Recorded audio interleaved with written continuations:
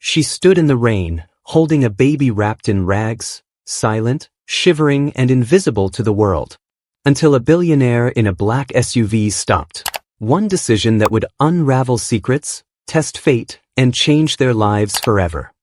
This is the story of a forgotten woman named Amara and a billionaire named Xavier. One had nothing, no food, no shelter, just a baby in her arms and tears in her eyes. The other had everything money could buy, cars, mansions, power.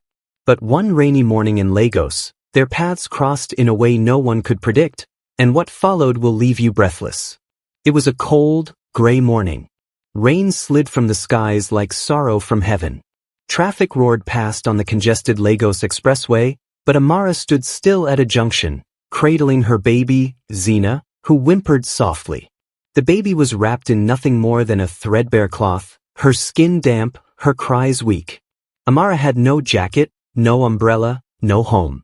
Her slippers were torn, her dress clung to her skin like second sorrow. Still, she didn't leave. She couldn't. Last night, she and her baby had not eaten a single spoonful of food. Today, she would not move until someone helped. Not for herself, for Zina. Her baby could not suffer again. Passers-by walked quickly, some offering glances of pity, others avoiding her entirely. Two men stood near, whispering. Why is she standing there in the rain like a statue? Maybe it's all a trick, the second one muttered. People rent babies these days to beg for money. Amar heard them. Her face didn't change. She just wiped Zina's face and rocked her gently. Her voice, when she finally spoke, was barely audible over the rain. Please, just a little food for my child. She hasn't eaten. Please. Inside a sleek black SUV crawling through traffic, sat a man lost in thoughts of wealth and deadlines. Xavier Obesai, Nigeria's youngest billionaire. The man everyone wanted to meet. Today, he was on his way to a pivotal meeting with foreign investors. But as he leaned back, scanning the window idly, he saw something that arrested his breath. A woman, drenched, holding a child, standing silent in the downpour. She wasn't begging loudly. She wasn't moving. She was simply enduring. Xavier straightened. His gut told him, this wasn't a performance. This was pain. Stop the car, he said. The driver glanced back, confused. Sir? Stop. Right now. The car screeched to a slow halt. Xavier stepped out into the rain. His Italian shoes splashed into muddy water. His designer suit began soaking immediately. He didn't care. He walked up to Amara. Amara looked up. Shock filled her eyes. A tall man with a kind but unreadable face stood before her. Good morning, Xavier said. She nodded. Cautious. What's her name? He asked. Zina. He looked at the baby. Then at Amara. Has she eaten? She shook her head. And you? She lowered her eyes. No, sir. But it's all right. I just want food for my baby. Xavier paused. Then made a decision. Come with me. Amara hesitated. Was this a trick? A trap? But then she looked into his eyes. And saw sincerity. She looked at Zina, her tiny lips, her shaking fingers. And then nodded. She followed him to the SUV. Inside the car, she sat at the edge of the seat, afraid to touch anything. The driver looked at her through the mirror, but said nothing. Xavier handed her a towel. Dry the baby. Thank you, sir. He looked at her. She was soaked to the skin, but all she cared about was the baby. What's your name? Amara. Where do you live? She hesitated. Then murmured, we sleep on the street.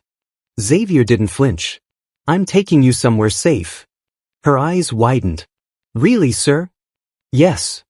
She wept silently. He had a meeting to attend. But now it felt wrong. He turned to the driver. Take us to a nearby restaurant. He ordered rice, plantain, grilled chicken, and warm milk. Amara fed Zina first, then ate slowly, tears falling as she chewed. Tell me, Xavier said. What happened to you? She told him. About losing her parents. About growing up in an orphanage in Ibadan. About Jacob, the taxi driver she fell in love with. About how he left to visit his family across the border, promising to return, and never did. Her voice broke. I waited. I called. Nothing. Then I lost everything. I was pregnant, jobless, homeless. Xavier listened. Silent. Then he pulled out money. More than she'd ever held. Take this. Sir, this is too much. You need it. He gave her his business card. Call me in 3 hours. I will come and take you to a safe place. Amara held the card like treasure. But she had no phone. She didn't say it. She planned to borrow a stranger's. As she walked out of the restaurant, the card slipped from the blanket and fell to the wet ground. She didn't notice. 3 hours later, Xavier stared at his silent phone. No call. Was it a scam? The performance? But something inside him whispered, no. Something's wrong. He returned to the restaurant. And there, near the door, he saw the card. Soaked. Dirty. But still legible. His chest tightened. She lost it. He sat at the same table. Waiting. Hoping. Amara, miles away, discovered the card was missing. She cried. But then she remembered the restaurant. Maybe, just maybe, she rushed back. Just as Xavier's car pulled out from the front. She missed him by seconds. She searched the restaurant. Nothing. She begged the staff. No one knew. She stood outside and sobbed. That night she vowed, I will go back to where he saw me. I will wait. I will hope. The next morning, Xavier stayed home. His younger brother, Sei, was returning from the US after 17 years. Xavier threw a welcome party. The driver picked Sei up. On the way back, stuck in traffic, the driver spotted her. Mark. Still waiting. Still holding Xena. He couldn't ignore it. Back at the mansion, the driver told Xavier. Xavier stared hard. Go back. If she's there, ask why she didn't call. If it makes sense, bring her. The driver raced off. Amara was just about to leave when she heard the voice. Madam.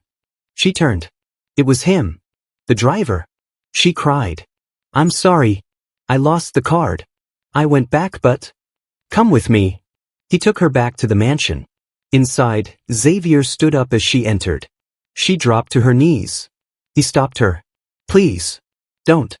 He led her to the guest room. Told the chef to feed her well. Later that evening he asked, what happened to the card? She explained everything. About the phone. About going back to search. Xavier listened. Then said, I can't change your past. But I can help your future. She stared, unable to speak. Tell me what business you want to start. I'll fund it. You'll stay here for now. Until we find you a home. Tears rolled. Days later he took her to buy new clothes. A phone. Helped her retrieve her old number.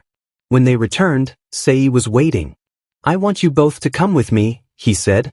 They arrived at a new apartment. Sei handed her a key. This is yours.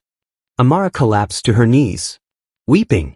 My mother raised us alone, Sei said. She never saw the life we have now. I see her in you. He also told her, we're opening a supermarket. It will be yours. Weeks passed. The supermarket thrived.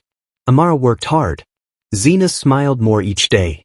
One afternoon, her new phone rang. A woman's voice. Is this Amara? I'm Evelyn. Jacob's cousin. Amara froze. He never abandoned you, Evelyn said. He had an accident that day. He was in coma. He never woke up.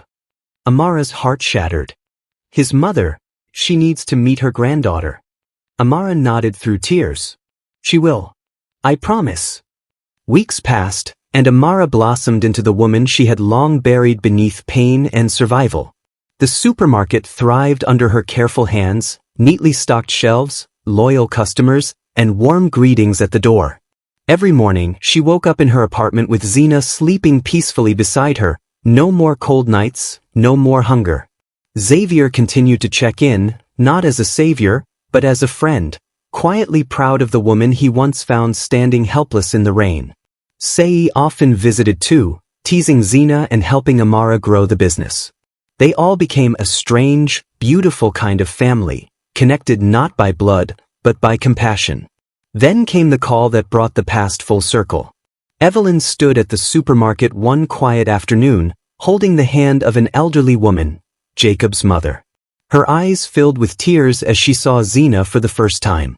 She knelt, kissed the child's hands, and whispered blessings between sobs. Amara held her, no bitterness in her heart, only peace. That night, Amara stood by her bedroom window, looking at the stars above Lagos. Zina slept behind her, curled up with a full belly and a soft smile. She closed her eyes and whispered, "Thank you." Closure finally came. And in the weeks that followed, one thing remained clear. Real wealth is not what you have, but what you give. We rise by lifting others. One act of kindness can rewrite someone's entire story. And that brings us to the end of today's touching story. If this story moved you, don't forget to hit that like and subscribe button and turn on your notifications to join our growing family of story lovers. I'd love to hear your thoughts. Drop a comment below and let me know how this story made you feel. And hey, get ready. The next episode is going to be even more powerful. Until then, stay kind, stay curious, and keep believing in the magic of stories. Thank you. Bye.